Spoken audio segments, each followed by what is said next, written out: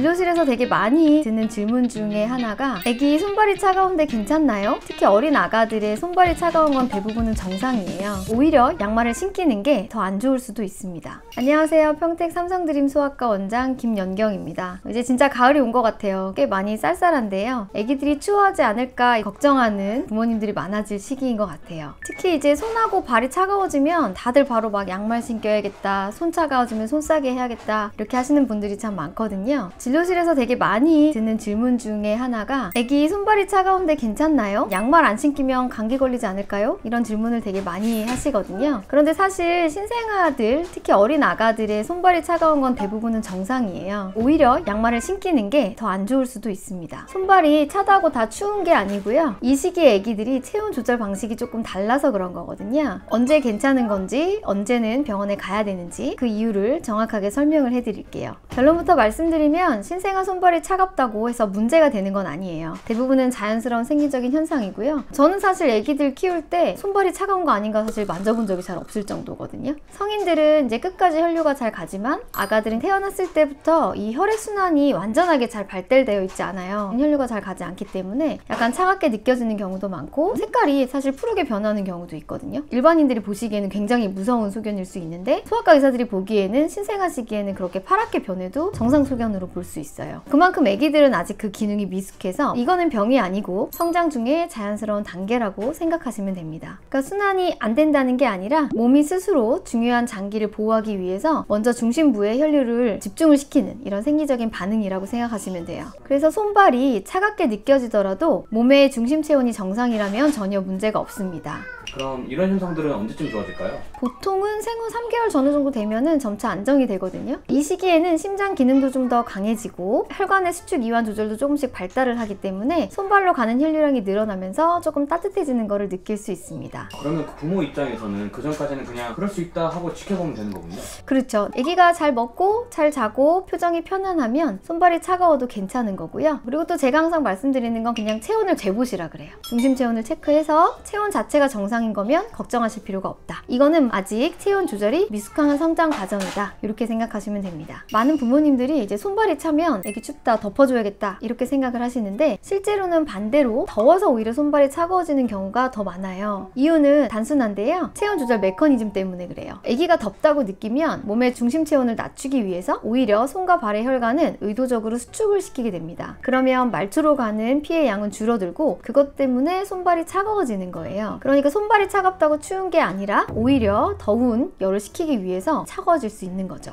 그러면 실내에서 손발이 차다고 덮어주는 건 오히려 안 좋은 거네요? 그렇죠. 그래서 이미 더운 상태에서 더 덮어주면 체온이 더 올라가면서 더 땀나고 그 땀이 식으면서 오히려 더 손발은 차지고 이런 악순환이 될 수 있어요. 그러면 진짜 저체온처럼 보일 수도 있죠. 그래서 손발이 차다고 따뜻하게 해줘야겠다 이렇게 단정하지 마시고 중심 체온을 체크해서 진짜 체온이 낮은 건지 높은 건지 확인하시는 게 더 중요합니다. 그래서 제가 진료실에서 손발이 찬데 어떻게 해야 돼요? 라고 하실 때 제일 자주 드리는 말은 손발보다는 전체적인 얼굴 색깔이나 땀이 나는지 또는 체온을 체크해 보세요. 이게 더 중요합니다. 이렇게 설명을 드려요. 아기가 얼굴이 붉고 목뒤나 등이 축축하면 이미 더운 상태인 거거든요. 그때 양말을 더 씌우면 몸 안에 열이 빠져나갈 길이 더 없어지기 때문에 아기는 더 불편해집니다. 손발은 바깥 공기에 이제 노출이 돼 있어서 그쪽을 통해서 열을 발산시킬 수 있는 말초 부위라 중요한데 그만큼 주변 온도의 영향은 금방 받지만 중심 체온의 온도는 훨씬 안정적이기 때문에 정확한 판단은 몸 안쪽 또는 체온계로 직접 체온을 재서 체크를 해보시는 게 더 중요해요. 특히 환절기처럼 낮에는 덥고 밤에 쌀쌀한 시기에는 아기가 스스로 체온을 조절하려고 계속 이런 반응을 보일 수 있어요. 그래서 부모님이 이거를 조절해 주려고 너무 빨리 개입을 하시면 오히려 아기의 체온 조절 능력 발달이 좀 방해가 될 수는 있습니다. 그래서 아기가 손발이 차다고 무조건 걱정하기보다는 지금 편안한지 전반적으로 땀이나 피부색은 어떤지 이런 것들을 체크해 보시는 게 훨씬 더 중요합니다. 그러면 양말이나 손싸개는 언제 얼마나 해야 하는 걸까요? 요즘 아기 손발 차가우면 다 씌워주시잖아요. 네, 근데 저는 사실 이제 아기들 새 키우면서 손싸개 양말도 추워 보일 때 아니면은 안 신겼거든요. 왜냐면 첫 번째는 통풍이 잘 되지 않으면 땀띠나 습진이 손발에는 되게 잘 생겨요. 그래서 손발에 습진 생겨서 오는 아기들이 굉장히 많거든요. 손싸개 안쪽은 늘 습하고 따뜻해서 되게 세균이나 곰팡이균이 잘 자라는 환경이에요. 그래서 나중에는 보습제 쓰거나 항진균제를 써서 치료를 해야 되는 피부 질환이 생길 수도 있거든요. 그리고 두 번째는 감각 발달이랑 뇌 자극 기회가 좀 줄어들 수 있어요. 사실 사실 손과 발이 아기가 세상을 느끼는 첫 감각기관이에요. 피부를 통해서 접촉을 하는 그 촉감도 굉장히 많은 발달을 하게 하는 기관이거든요. 그거를 막아두면은 아무래도 아기가 직접 느끼는 감각 자극을 덜 받게 되기 때문에 보통 진료실에서 보면 손싸개를 손이 차가워서도 하시지만 아기 얼굴 긁어서 상처 날까 봐도 많이 해주시는데, 저는 손으로 만져서 하는 자극들을 제한하지 않도록 되도록 그냥 손싸개를 벗겨두시라고 꼭 추천을 드리거든요. 그래서 저는 가능하면 실내에서는 맨손, 맨발로 두시는 게 더 좋다, 이렇게 설명을 드립니다. 다만 이제 외출할 때나 수면 중처럼 환경이 차가울 수 있을 때 짧게 착용을 시켜주시는 것으로 보통 충분합니다. 실제 연구에서도 피부 자극이 풍부할수록 감각 발달이 굉장히 빠르다고 나와요. 그러니까 손발을 자유롭게 두는 게 오히려 더 건강한 자극이에요. 손발은 차가워도 괜찮다고 하셨잖아요. 그러면 진짜 추운 건지 아닌지는 어떻게 구분할 수 있을까요? 그래서 제일 중요한 게 중심 체온이고요. 이게 몸속의 온도를 확인하는 건데, 사실 의학적으로 중심 체온을 재는 방법은 굉장히 좀 침습적이에요. 몸 안에 식도에 체온계를 넣어서 식도 체온을 재거나 항문 안쪽으로 넣어서 직장 체온을 재야지 이게 더 정확한 체온이거든요. 아기들을 매번 그렇게 중심 체온을 체크할 수는 없기 때문에 보통 체온을 재는 가장 흔한 방법이 고막 체온계죠. 고막 체온계를 통해서 진짜 아기의 체온이 어떤지를 체크하는 게 사실 가장 중요합니다. 저는 이제 엄마 아빠들이 피부 만져봐서 어땠어요? 라는 얘기는 잘 안 믿고요. 체온계를 쟀을 때 몇 도였나요? 이렇게 꼭 체크를 해서 확인을 하거든요. 그렇게 객관적으로 온도를 체크해 주시고, 또 최근에 쓰는 체온계 중에 하나는 피부 체온계, 피부를 딱 대서 접촉하지 않고 재는 체온계도 있어요. 근데 이제 그것도 애기들이 막 너무 덥거나 뜨거운 곳에 있었을 때는 정확하게 열이 측정되지가 않아요. 피부가 뜨거운 걸로도 열로 측정이 되기 때문에 저는 그런 체온계도 쓰시지 마시고 고막에 대서 측정하는 체온계를 쓰시라고 설명을 드립니다. 다만 체온계가 고장났다거나 없는 경우가 있을 수 있죠. 그럴 때는 옷 안으로 손을 넣어서 배나 가슴 쪽을 만져보실 수는 있어요. 여기가 따뜻하고 촉촉하다면 체온이 정상이고요. 혹시나 차갑거나 건조하거나 아기가 떨고 있다 라고 하면은 저체온을 의심할 수는 있습니다. 그래서 손발이 차가워도 측정한 체온계의 체온이 정상이거나 만져봤을 때 중심 체온이 따뜻하다면 이거는 정상으로 보시면 됩니다. 반대로 손발은 따뜻한데 체온계 잰 게 체온이 뭐 35도 이렇게 매우 낮다거나 중심부를 만졌을 때 되게 차갑다면 오히려 그거는 체온 조절 이상으로 생각을 하셔야 돼요. 그래서 중심 체온을 체크하시는 게 가장 정확합니다. 그러면 이건 진짜 병원 가야 한다 하는 경우가 있을까요? 제가 소아과 의사가 된 지 10년 정도 된 것 같은데요. 체온이 진짜 낮아서 문제가 된 아기가 있었냐? 한 명도 없었어요.